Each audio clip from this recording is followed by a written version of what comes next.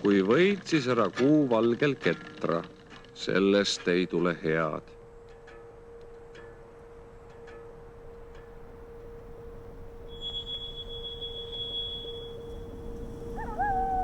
Vârcolacul a găsit ușa casei descuiată, fereastra și ea deschisă.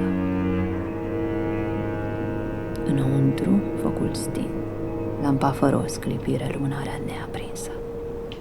Pe virtor se urcă, la cer se ridică, la lună se repede și din lună mușcă.